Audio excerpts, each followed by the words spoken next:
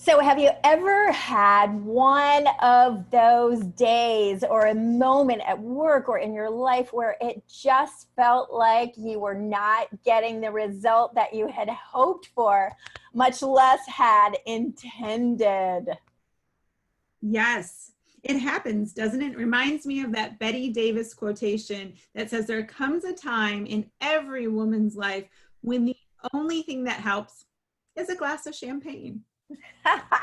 I love that. So welcome to today's episode of Lipstick Leadership. Lipstick. Lipstick, yes. Make sure, lipstick. We're not leading with our lipstick yet. So, but welcome to today's episode. Today, we're going to talk a little bit about the idea of navigating through what some people might call failure. But I'm Meridith Alexander. I'm CEO of Grit Mindset Academy. I am a peak performance strategist, and I'm here with my amazing, and I can't wait to tell you what she has done so to make her even more amazing, my co-host today. Hi, I'm Debbie Lundberg, and I am a performance coach, the author of Remote Work Rockstar, and founder and CEO of Presenting Powerfully. So thanks, Meredith. And and you know what? It's our tagline time, isn't it? It is a tagline, and it is important to have a tagline, isn't it? It is. Drum roll for all of you listening. Here we go. We are here with Lipstick Leadership, as Meredith said, and we are empowering women to greatness with and through that resilience, communication, and grit. And it's really communication, resilience, and grit, but all three of them combined. So yes. And what we love doing is we love giving you just a few little tidbits to really supercharge your day. And so today we're going to move into that concept of failure, right? Because that can be, it's not a 4-letter word, but boy, in most people's vocabulary, it certainly feels like it, right? And I loved, Debbie, how you picked this out, because one of the entrepreneurs that I admire so greatly is Sarah Blakely, who the founder of Spanx. Mm-hmm. And she will be the first to tell you that she credits part of her success to her father, who used to absolutely every single morning ask her and her brother, what have you failed at today? Every single day. Because what he did was he honed into them this idea that sure, there's success, but the real gems lie when we take those calculated risks and then we get feedback that helps us learn and grow, right? Right. And like I believe you say this too, and forgive me if you say it slightly differently. I like to say that sometimes we fail at failure, meaning if we don't learn from it, then we have failed. But sometimes we fail forward when we realize that there's growth. And apparently, like in that story about Sarah Blakely and her father, and they might not have used that terminology, but that whole idea is if you're growing, you can call it whatever you want. And to your point, it's not a 4-letter word. But if we're moving forward and growing, then we have something to celebrate, hence that glass of champagne. And sometimes it might seem so far, even 180 degrees from what we might want to do when something doesn't go as planned. And yet if we can celebrate and learn, we can definitely grow. And I love what that point that you just brought up is really celebrating things that may not be the end game that you anticipated, but to me, one of the critical things that we do much better when we remind ourselves of is that rather than being always so focused on that end goal, I'm going to be happy when, I'm going to feel satisfied when, and that means there's one moment and one outcome. Well, whether it's athletics or whether it's business, when have those really brilliant breakthroughs ever come without understanding how not to do something, right? So if we can break it into little incremental tasks, which we do to absolutely the best of our ability,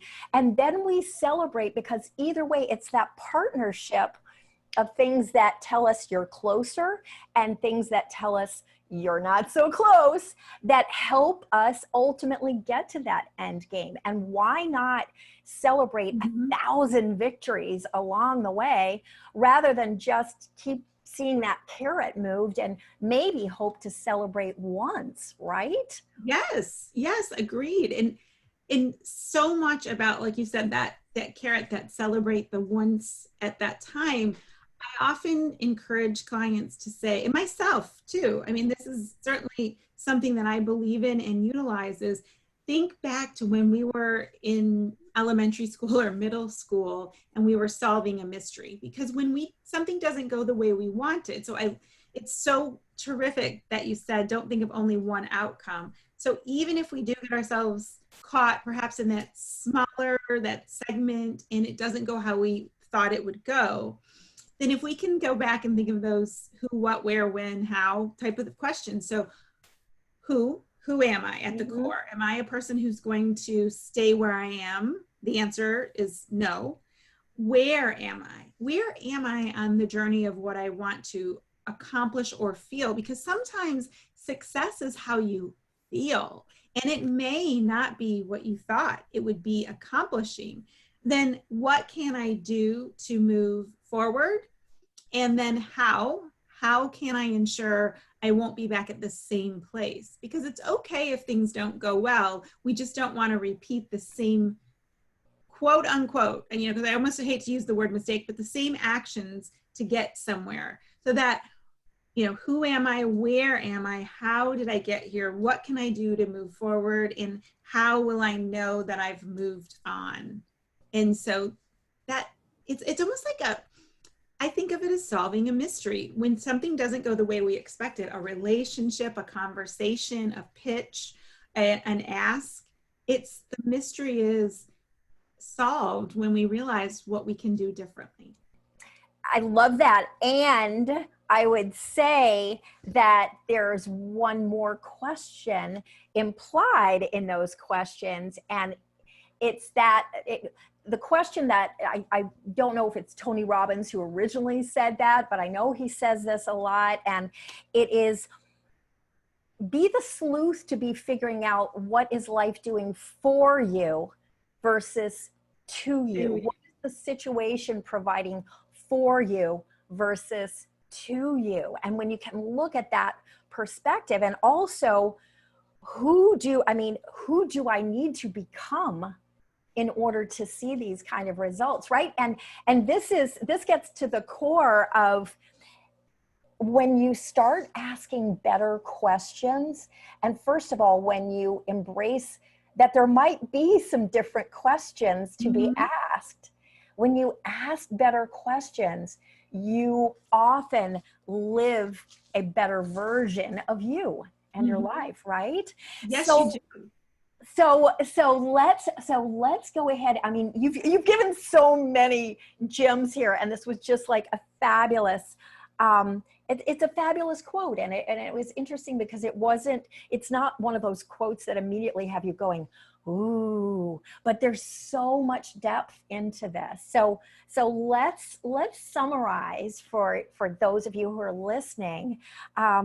What are the little tips that we've learned here? So a big one is celebrating the process, right? Celebrate where you are, and remember that wherever you are, you're moving forward, and to ask those core questions. Who am I? Where am I right now? How did I get here? What can I do to move forward? And how will I know that I've moved on? And what is life or this situation doing for me versus doing to me? Super, super powerful points when you find yourself bumping up against what initially your knee-jerk reaction might be, oh my gosh, this is failure. So So what we're going to ask you to do, we've got a little ask today, and that is if you would, a couple of things, if you would reach out to us and share with us maybe some of your favorite quotations, because there are some rocking lipstick leaders out there, some amazing, powerful women, and they have a lot to say. So we love reading your comments and your emails and your input. So go ahead and share those with us. Don't be shy. And if you're finding value, please go ahead and maybe share this with someone who you think might benefit from it, right? Yes, and just stay in touch with us any way we can assist you with, whether it's leadership, lipstick leadership, how to celebrate these. I'm Debbie Lundberg, performance coach, author of Remote Work Rockstar, founder and CEO of Presenting Powerfully. And you can find me at Debbie Lundberg on most social media. And my charming, fabulous, really great summary there, Meredith, my partner, she'll tell you how to get in touch with her. Thank you so much. Yes, I am Meredith Alexander, and I am CEO of Grit Mindset Academy, and I am a peak performance strategist. And we could not be more excited to have Lipstick Leadership Podcast here, where we are empowering women and men, because it's okay if you listen to how to reach more success, greatness through communication, resilience, and of course, grit. So we hope to see you next time. We are going to be back with another amazing quote, maybe one of yours. So come join us next time, right, Debbie? Yes, thank you so much. Thanks for listening, tuning in, liking, and sharing. All right, we'll see you next time, guys. Bye. Bye.